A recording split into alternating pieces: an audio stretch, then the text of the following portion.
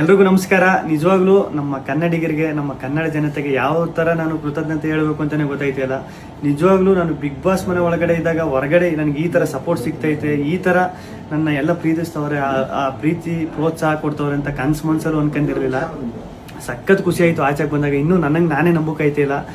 ಆಮೇಲೆ ನನಗೆ ಸಖತ್ ಖುಷಿ ಆಗೋದೇನೆಂದರೆ, ನಮ್ಮ ಯೋಧರಾಗಿರ್ಬೋದು ಅವರು ವೀಡಿಯೋ ಮಾಡಾಕ್ತಾರೆ. ಆಮೇಲೆ ನಮ್ಮ ಕನ್ನಡ ಜನತೆ ಅಲ್ಲದೆ ಬೇರೆ ರಾಜ್ಯದವರು, ಆಂಧ್ರ, ತಮಿಳುನಾಡು, ಬೇರೆ ದೇಶದಲ್ಲಿರೋರು, ಆಮೇಲೆ ನಮ್ಮ ರೈತರು ಈ ಸಂಕ್ರಾಂತಿ ಹಬ್ಬದಲ್ಲೆಲ್ಲ ಕಿಚ್ಚೊಡಿಬೇಕಾದ್ರೆ ಹಸುಗಳ ಮೇಲೆಲ್ಲ ಚಿತ್ರ ಬಿಡಿಸ್ಕೊಂಡು ಫೋಟೋ ಹಾಕೊಂಡೆಲ್ಲ ಸಕ್ಕ ಸಪೋರ್ಟ್ ಮಾಡಿದ್ರು. ಆಮೇಲೆ ನಮ್ಮ ಆಟೋ ಡ್ರೈವರ್ಸು ಸ್ಟಿಕ್ಕರ್ಸ್ ಎಲ್ಲ ಹಾಕೊಂಡು, ಆಮೇಲೆ ಪಾಪ ಈ ಟ್ಯಾಟೋ ಹಾಕೊಂಡು, ಅವ್ರು ಯಾರು ಅಂತಲೇ ಗೊತ್ತಿಲ್ಲ ಪಾಪ, ಟ್ಯಾಟೋ ಎಲ್ಲ ಹಾಕೊಂಡು ಅಷ್ಟೊಂದು ಪ್ರೀತಿ ತೋರಿಸಿದ್ರು. ಒಬ್ರು ಇಬ್ರು ಅಂತ ಹೇಳೋಕ್ಕಾಗೋದಿಲ್ಲ, ಚಿಕ್ಕ ಮಕ್ಕಳಿಂದ ಹಿಡಿದು ದೊಡ್ಡವ್ರವರೆಗೂ ಅಷ್ಟೊಂದು ಪ್ರೀತಿ ಪ್ರೋತ್ಸಾಹ ಕೊಟ್ಟು ಈಗಲೂ ಕೊಡ್ತಾ ಇದ್ದೀರಿ. ನಿಜವಾಗ್ಲೂ ನಾನು ಬದುಕಿರೋವರೆಗೂ ಇನ್ನೊಂದು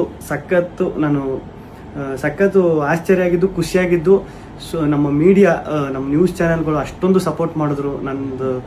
ಆಮೇಲೆ ನಮ್ಮ ಸೋಷಿಯಲ್ ಮೀಡಿಯಾದಲ್ಲಿ ನಾನು ನಿಜವಾಗ್ಲೂ ಒಂದೇ ಒಂದು ನನ್ನ ಬಗ್ಗೆ ಒಂದು ನೆಗೆಟಿವ್ ವಿಡಿಯೋ ಆಗಲಿ, ಒಂದು ಟ್ರೋಲ್ ವಿಡಿಯೋ ಆಗಲಿ ಸತ್ಯವಾಗ್ಲೂ ನೋಡಿಲ್ಲ. ನಿಮ್ಮ ಪ್ರೀತಿ ಪ್ರೋತ್ಸಾಹ ಎಲ್ಲ ಹಿಂಗೆ ಇರಲಿ, ಕೊನೆವರೆಗೂ ಹಿಂಗೆ ಐತೆ. ನಾನು ಈ ಪ್ರೀತಿ ಪ್ರೋತ್ಸಾಹನ ಕೊನೆವರೆಗೂ ಉಳಿಸ್ಕೊತೀನಿ. ಧನ್ಯವಾದಗಳು.